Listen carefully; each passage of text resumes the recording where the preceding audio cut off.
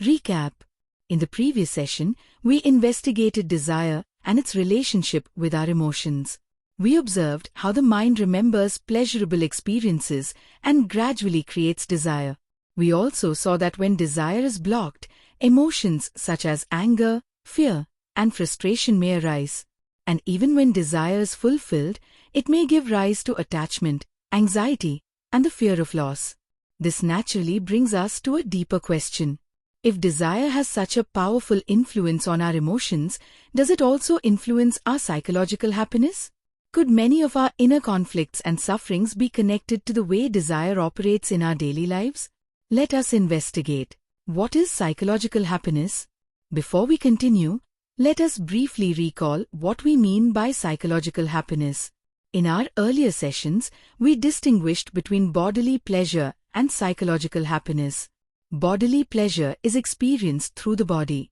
But psychological happiness seems to depend more on the way we understand and relate to life. Have you ever noticed that two people can experience the same situation, yet respond very differently?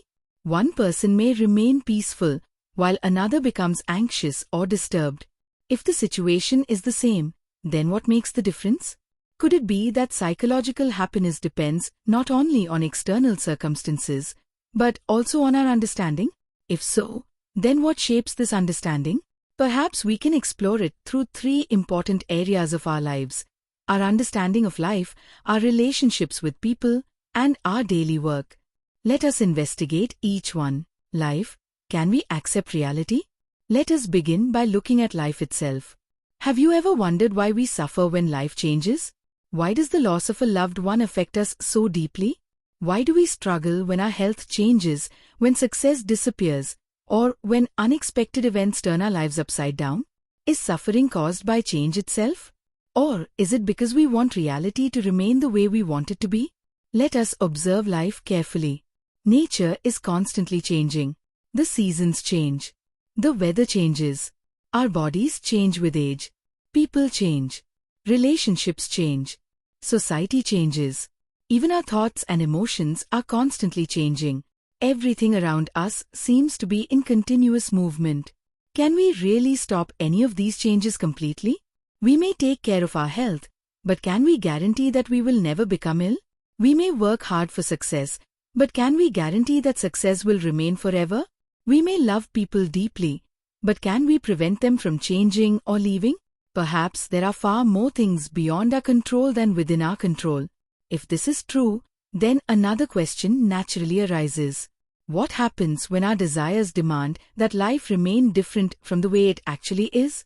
Perhaps one of the insights intelligence reveals is that suffering may begin when we resist reality and expect life to conform to our desires, instead of first understanding and accepting life as it is. Let us continue our inquiry by looking at how we relate to this ever-changing reality. Living with change. If life is constantly changing, then how should we relate to it? Should we try to hold on to everything we enjoy? Should we expect people, success, health, and circumstances to remain exactly as they are? Or is there another way of living? Let us investigate. Can we enjoy something fully while it is present without demanding that it last forever? Can we appreciate a beautiful sunset without wishing it would never end? Can we enjoy the company of loved ones while accepting that people, like everything else in nature, will eventually change? Perhaps our suffering does not arise because life changes, but because we expect it not to change. If we know that everything in nature is temporary, can we learn to enjoy it while it lasts and let it go when its time has passed? Please do not accept this as a conclusion. Observe it in your own life. The next time something pleasant comes into your life, watch how the mind responds. Does it simply enjoy the experience? Or does it immediately begin wanting to hold on to it? Perhaps one of the insights intelligence reveals is that appreciation and possession are not the same. When we stop trying to possess everything, appreciation may arise naturally. And perhaps gratitude is simply another expression of that appreciation. Relationships, expectations, or understanding? Let us now look at another important area of our lives, our relationships. Why do relationships sometimes become a source of happiness and, at other times, a source of suffering? If we observe carefully, we may notice that people are constantly changing. Their thoughts change. Their feelings change. Their interests change. Their priorities change. Just as nature is constantly changing, could it be that people also change throughout their lives? If people naturally change, then why do relationships often become difficult? Could it be because we expect people to behave according to our desires, according to our expectations, according to our traditions, beliefs, or the image we have created about them? Have you ever felt disappointed because someone did not behave the way you expected?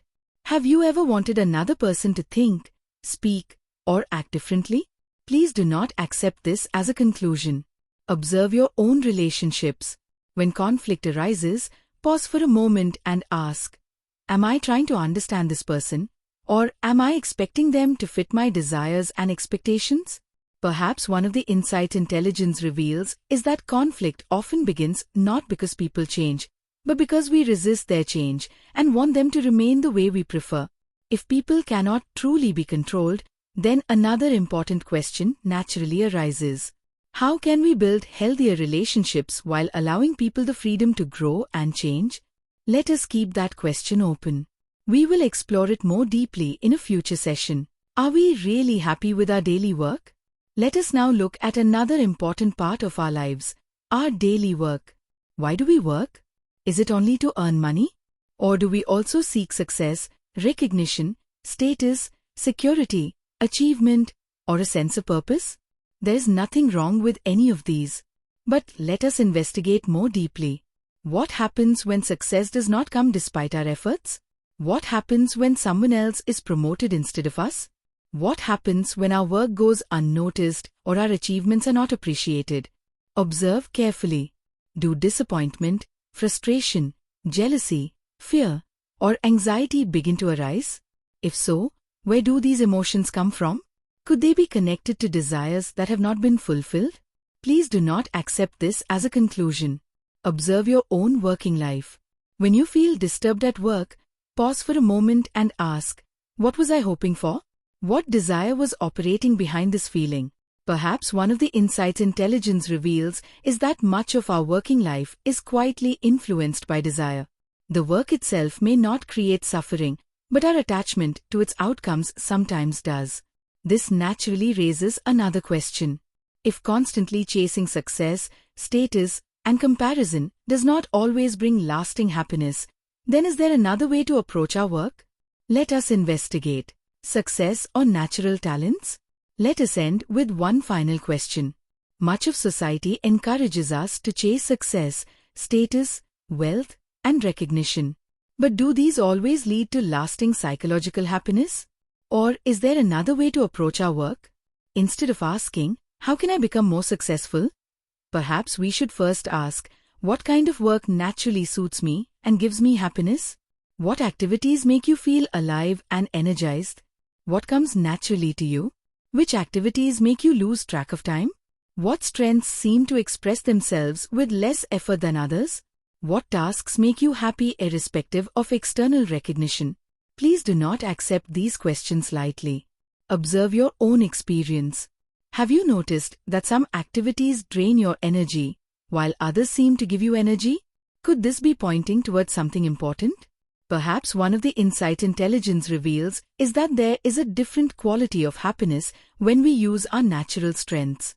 Instead of constantly comparing ourselves with others or chasing external measures of success, we begin to enjoy the work itself. But this raises another important question. How do we discover these natural strengths?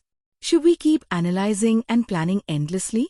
Or is there another form of intelligence that quietly guides us toward what is right for us? Next session. Intelligence and intuition. Throughout this session, we have explored how desire influences our psychological happiness. We have seen how it can shape the way we relate to life, our relationships, and our daily work. But this leaves us with one final question. If we do not want to be driven merely by desire, then what should guide our decisions? Should we rely only on analysis and endless thinking? Or is there another kind of intelligence that quietly helps us recognize what is right for us? Could intuition help us discover our natural strengths? Could it help us make wiser decisions? And could it lead us toward a more joyful way of living? Please do not answer these questions now. Let us investigate them together in our next session. Thank you.